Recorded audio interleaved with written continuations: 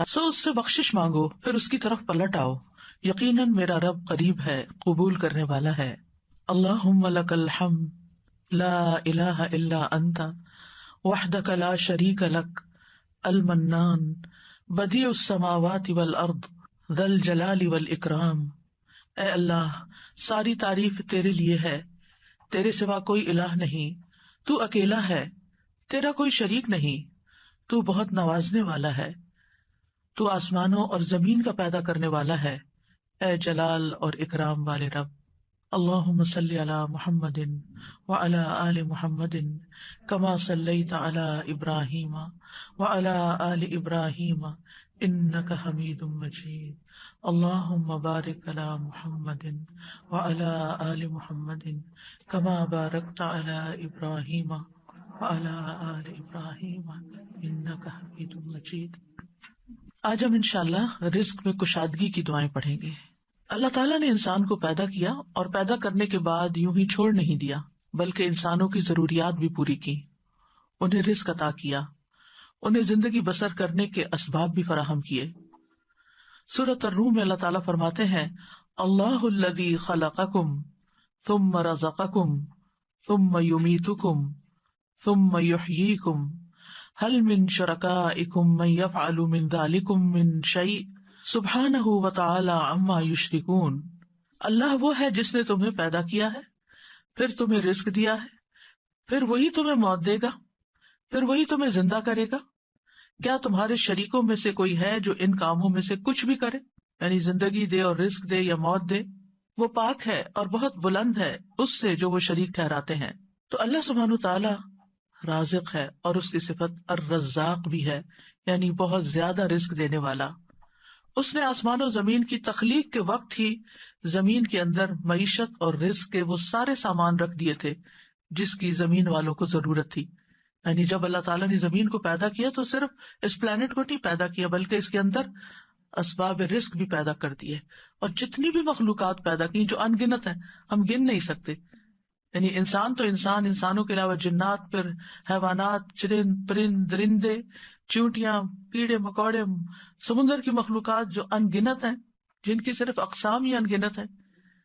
تو صرف ان کو پیدا نہیں کیا بلکہ ان سب کے رزق کی جو ضروریات تھی وہ بھی زمین کے اندر رکھ دی۔ اور پھر آپ دیکھیے کب سے یہ زمین بنی ہے اور کب سے اس پر حیوانات موجود ہیں، اور وہ ہر روز کھا رہے ہیں، پی رہے ہیں، اپنی ضروریات پوری کر رہے ہیں۔ سبحان اللہ، یعنی انسان سوچے، اور اگر انسان اس کو شمار کرنا چاہے، گننا چاہے، تو آپ گن نہیں سکتے، آپ امیجن بھی نہیں کر سکتے کہ ہر روز کتنی مخلوق کیا کچھ نہیں کھا جاتی، اور پھر اگلے روز پھر دن میں صرف ایک بار نہیں، انسان تو حیوانوں سے بھی زیادہ کئی بار کھاتے ہیں، اور اللہ تعالیٰ دے رہا ہے اور دے رہا ہے اور دے رہا ہے، ہزاروں سال سے یہ سلسلہ چل رہا ہے، اور وہ سارے اسباب معیشت زمین کے اندر ہیں۔ یعنی ایسا نہیں کہ وہ کچھ کھا لیے تو پھر ختم ہو گئے، جیسے آپ اپنی فریج میں سے کچھ نکال لیں تو پھر دوبارہ تو وہ نہیں ملے گا جو آپ نے نکال لیا، لیکن اللہ کی زمین کے اندر جو کچھ ہے وہ آپ نکالتے جا رہے ہیں، اور پھر اللہ تعالیٰ دوبارہ ان میں سے پیدا کرتا چلا جا رہا ہے۔ نہیں ایک ٹری جو آج ہمیں نظر آتا ہے، معلوم نہیں اس کے پیچھے کتنی ہی چین ہے ٹریز کی کہ جن کا یہ بچہ ہے جو آج ہمیں نظر آ رہا ہے۔ تو یہ اللہ سبحانہ تعالیٰ ہی کی قدرت ہے اور اس کی طاقت ہے اور اس کی پلاننگ ہے۔ اسی لیے ہم جب رب کا لفظ استعمال کرتے ہیں تو ہم کیا کہتے ہیں؟ خالق، پیدا اس نے کیا، مالک بھی وہی، مدبر بھی وہی، رازق بھی وہی۔ یعنی رب کے اندر رازق کا لفظ بھی آتا ہے، یعنی اللہ تعالیٰ کی صفت رزق بھی آتی ہے۔ اس نے صرف پیدا نہیں کیا، صرف وہ مالک ہی نہیں ان چیزوں کا، بلکہ ان کی پلاننگ بھی کرتا ہے، مدبر ہے، اور پھر اس کے ساتھ ساتھ اس نے ان سب کے رزق کا بھی اہتمام کیا، اور رزق تو ایک چیز ہے، اور بھی تمام ضروریات کا اہتمام کیا ہے۔ سورۃ ہود میں آتا ہے وَمَا مِن دَابَّةٍ فِي الْأَرْضِ إِلَّا عَلَى اللَّهِ رِزْقُهَا، زمین میں چلنے والا کوئی جاندار ایسا نہیں مگر اس کا رزق اللہ ہی کے ذمہ ہے۔ وہ پرندوں کو ان کے گھونسلوں میں، درندوں کو ان کی گھات میں، مچھلیوں کو سمندر کی تہہ میں، چیونٹیوں کو ان کے بلوں میں رزق فراہم کر رہا ہے، اور رزق کا مالک بھی صرف وہی ہے۔ سب کچھ اس کے ہاتھ میں ہے، سب کچھ اس کے اختیار میں ہے۔ وہ جس کے لیے چاہتا ہے رزق کشادہ کر دیتا ہے، اور جس کو چاہتا ہے نپا تلا دیتا ہے، جس کے لیے چاہتا ہے تنگ کر دیتا ہے۔ ان اللہ یرزق من یشاء بغیر حساب۔ لیکن بندوں کے لیے حکم کیا ہے کہ وہ نکلیں، رزق کی تلاش کریں، اللہ سے رزق طلب کریں. فابتغوا عند اللہ الرزق واعبدوہ، سو تم اللہ ہی کے ہاں رزق تلاش کرو اور اسی کی عبادت کرو. حیوانات رزق کی تلاش میں نکلتے ہیں، پرندے اپنے گھونسلوں سے نکلتے ہیں، چیونٹیاں بلوں سے نکلتی ہیں، اور اسی طرح باقی مخلوقات بھی اپنے رزق کی تلاش میں سارا دن مارے مارے پھرتی ہے. صبح خالی پیٹ نکلتے ہیں اپنے گھونسلوں سے پرندے، اور رات کو پیٹ بھرے واپس لوٹتے ہیں. لیکن پیٹ بھرنے کے لیے ان کو محنت کرنی پڑتی ہے اور کوشش اور بھاگ دوڑ کرنی پڑتی ہے، جو وہ سارے کر رہے ہوتے ہیں. تو انسان کے لیے بھی لازم کیا ہے کہ اللہ کو الرازق سمجھتے ہوئے اس کے ساتھ ساتھ کوشش کرے، محنت کرے، بھاگ دوڑ کرے، اور پھر اس کے بعد اس کی عبادت کے لیے بھی وقت نکالے. پرندوں کی تو تسبیح کافی ہے، لیکن انسان کو عبادت کے مختلف طریقے سکھائے گئے ہیں. اس سلسلے میں آج کی دعا سورۃ المائدہ میں اللہ تعالیٰ فرماتے ہیں، قال عيسى ابن مريم اللهم ربنا أنزل علينا مائدة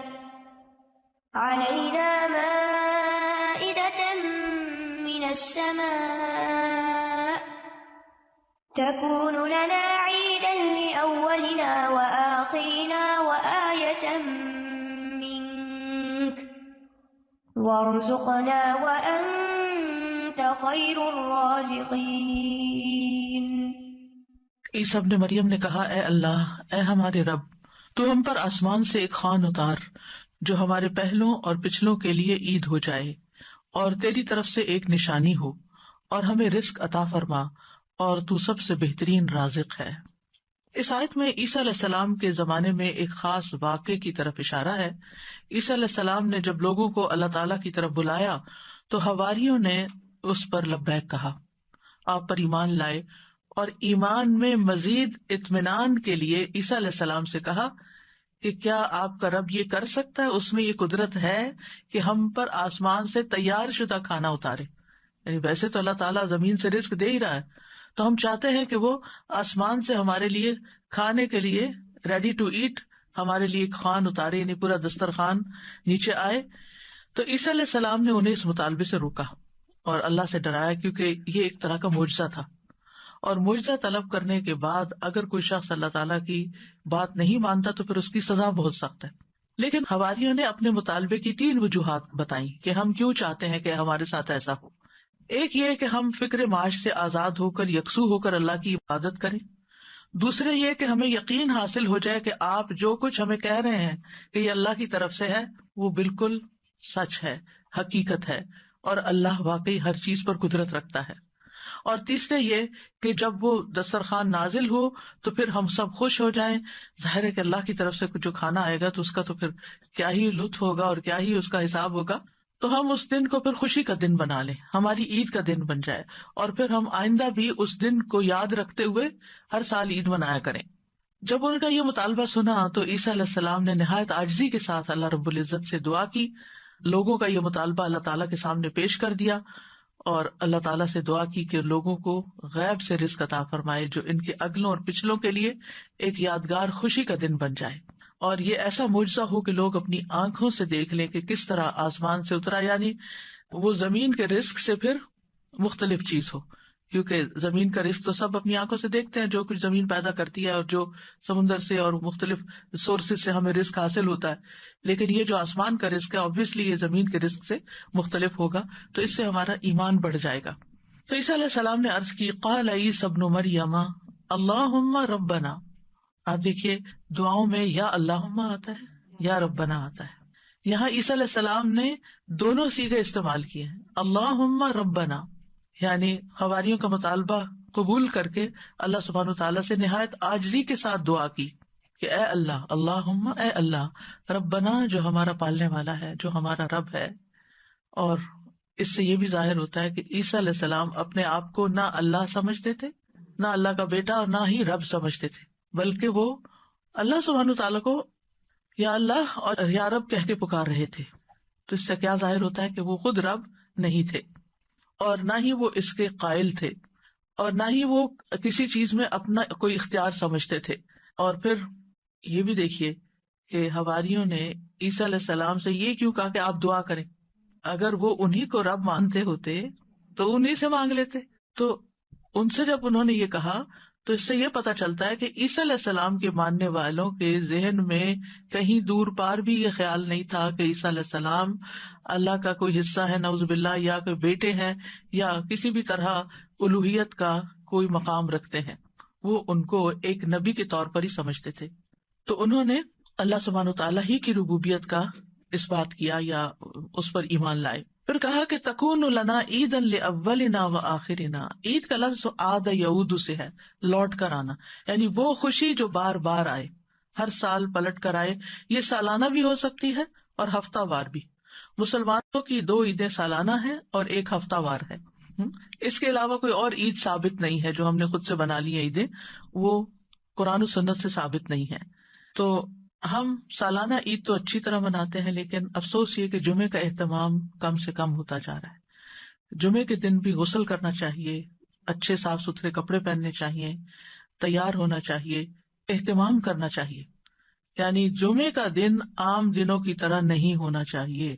یعنی وہ دن ہمارے لیے خاص دن ہے، اسے خاص دن سمجھ کر ہی اس میں سارے کام کریں، چاہے وہ عبادت کے ہوں یا جو دوسرے کام ہوں. اور پھر آپ دیکھیے کہ انہوں نے کہا کہ وہ دن ہمارے لیے عید کا ہو، لأولنا وآخرنا، ہماری پہلی فرسٹ جنریشن یعنی جو ہمارے دور کے لوگ ہیں، وآخرنا اور جو ہمارے بعد میں آئیں گے، وآیۃ منک، اور تیری طرف سے ایک نشانی بھی ہو، تیری قدرت کی علامت ہو. یعنی عیسیٰ علیہ السلام کی سچائی کی علامتوں کے یہ واقعی اللہ کے رسول ہیں اور انہوں نے جو کہا وہ سچ کہا. اور پھر وارزقنا وانت خیر الرازقین دعا بھی کی، اور یہ رزق کے حصول کی دعا بھی ہے. یعنی اتنا حصہ اگر انسان پڑھتا ہے، وارزقنا وانت خیر الرازقین، تو ہمیں عطا کر، ہمیں رزق دے، اور تو سب سے بہترین رزق دینے والا ہے. اور یہاں پر ہمیں کسی مشقت کے بغیر اپنے پاس سے رزق عطا فرما. اب آپ دیکھیے کہ اللہ سبحانہ تعالیٰ بہترین رازق ہے، یعنی کس اعتبار سے کہ جو اس کی طرف سے رزق آتا ہے وہ اپنی کیفیت کے اعتبار سے اور کمیت کے اعتبار سے بہترین ہوتا ہے، یعنی سب سے افضل ہوتا ہے. اور انسانوں نے اس کی جو شکلیں بنا لی ہیں، پروسیس کر لیا اس کو، تو وہ اپنی کیفیت کے اعتبار سے بہترین نہیں رہا، کیونکہ انسانوں کے لیے اس طرح فائدہ مند نہیں. آپ نے دیکھا ہوگا کہ جو چیزیں نیچرلی اگتی ہیں، گرو کرتی ہیں، اور جو فریش فوڈ آپ سی سے لیتے ہیں، سی فوڈ ہوتی ہے یا کچھ، یا ہم باقی غذاؤں کے مقابلے میں زیادہ صحت مند غذائیں ہوتی ہیں. خیر الرازقین، اور اس لیے بھی خیر الرازقین کہا گیا اللہ تعالیٰ کو کہ لوگ اگر اللہ تعالیٰ کی نافرمانی بھی کریں تو بھی وہ ان کو اپنا رزق دیتا ہے. وہ کفر بھی کریں، اس کا انکار بھی کریں، اس سے ناراض بھی ہوں، پھر بھی رزق دیتا ہے. لیکن بندوں میں سے جو کسی کو رزق دیتے ہیں وہ ایسا نہیں کرتے، حتیٰ کہ ماں باپ بھی اگر دیکھتے کہ بچے بات نہیں مانتے تو ان سے کنارہ کش ہو جاتے ہیں. آپ جہاں جاب کرتے ہیں، جاب نہیں کریں تو آپ کو کوئی سیلری نہیں دے گا. انسانوں کا معاملہ یہ ہوتا ہے. لیکن اللہ سبحانہ تعالیٰ، آپ عبادت کریں یا نہ، آپ نماز پڑھیں یا نہ، آپ روزہ رکھیں یا نہ، وہ آپ کو کھانے کو دیتا رہے گا. تو اس دعا سے یہ پتا چلتا ہے کہ انسان جب دعا کرے تو بہت عاجزی کے ساتھ دعا کرے اور اللہ تعالیٰ کو اس کے بہترین ناموں کے ساتھ پکارے. اللہم ربنا، یہ دونوں نام اکٹھے بھی کر سکتے ہیں، اور اس کے علاوہ بھی یا رزاق، یا فتاح. اور پھر یہ کہ انتہائی عاجزی اور انکساری رویے میں بھی ہونی چاہیے کہ اللہ ہم محتاج ہیں، تو دینے والا ہے. اور پھر اللہ تعالیٰ سے بہترین رزق مانگنا چاہیے، یعنی تو بہترین رزق دینے والا. اللہ تعالیٰ کی صفت کو بیان کیا جا رہا ہے، یعنی ہمیں بھی ایک طرح سے انڈائریکٹلی کیا کہا جا رہا ہے کہ ہمیں بھی بہترین رزق عطا فرما. رزق کیا چیز ہے؟ یہ رزق کا اطلاق کس کس چیز پر ہوتا ہے؟ ابن منظور لسان العرب میں کہتے ہیں رزق سے مراد ہر وہ چیز ہے جس کے ساتھ ہر زندہ مخلوق کی زندگی قائم ہوتی ہے، یعنی جس پر زندگی کا انحصار ہوتا ہے، خواہ وہ چیز مانوی ہو یا مادی ہو. مانوی سے مراد یعنی جس کو ہم چھو نہیں سکتے، جس کو ہم جانتے ہیں، سمجھتے ہیں، محسوس کرتے ہیں، یعنی انٹینجیبل جس کو آپ کہہ سکتے ہیں. تو رزق دونوں طرح ہوتا ہے، ٹینجیبل بھی اور انٹینجیبل بھی. اسی طرح بعض نے یہ کہا کہ ہر نعمت ہی ایک طرح سے رزق ہے، یعنی جتنی بھی نعمتیں ہمیں ملی ہیں وہ ساری رزق ہیں. یعنی صرف مال ہی رزق نہیں ہے، بلکہ رزق کا ایک وسیع دروازہ ہے. ہر وہ چیز جو اللہ تعالیٰ بندوں پر نعمتوں کی صورت میں انعام فرماتا ہے، جیسے مال، اولاد، ہسبینڈ، اہل و عیال، ماں باپ، پھر اسی طرح صحت، محبت، قبولیت، یہ ساری چیزیں رزق کہلاتی ہیں.